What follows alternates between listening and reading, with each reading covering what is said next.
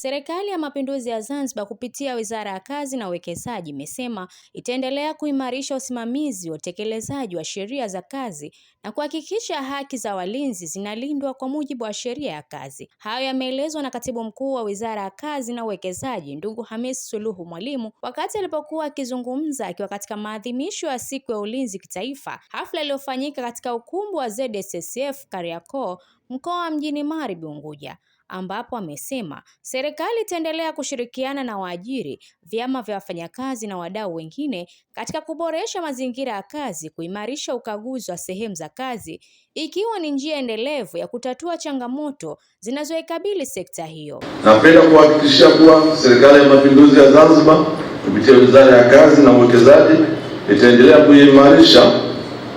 kuimarisha usimamizi na utekelezaji wa sheria za kazi na kuhakikisha haki za walinzi binafsi zinalindwa kwa mujibu wa sheria.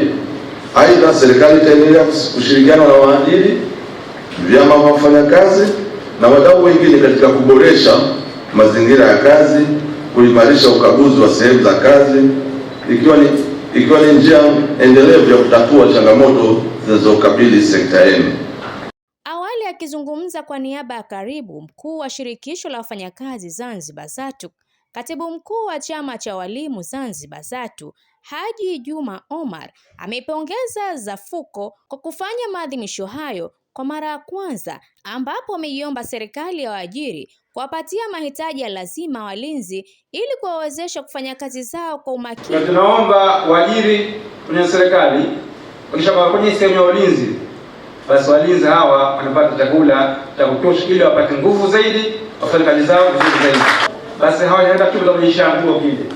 Hizo wanakwenda pale kazini na kichumba cha stara wanakuwa hawana hapa. Hivyo wanasumuka sana. Kwa tunaomba sana waajiri pamoja na serikali kuhakikisha mazingira haya ya walinzi yanakuwa vizuri zaidi ili wafanye kazi zao vizuri zaidi na zaidi.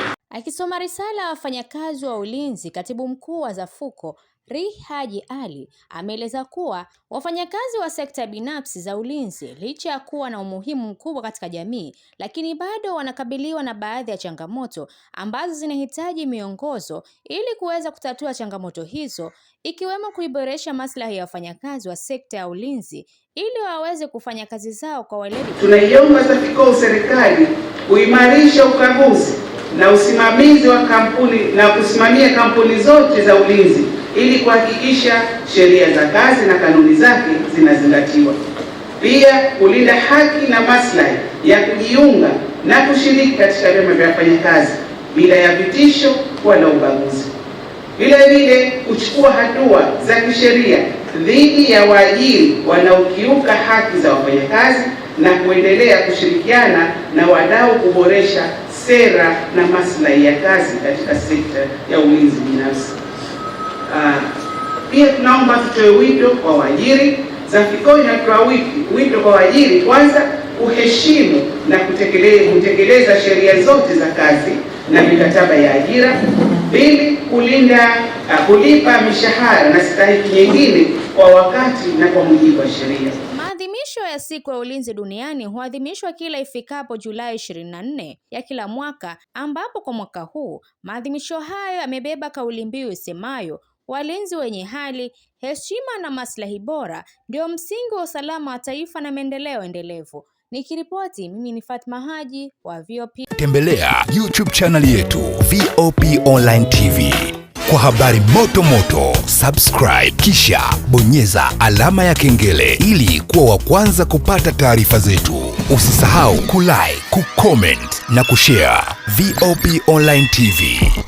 VOP Online TV.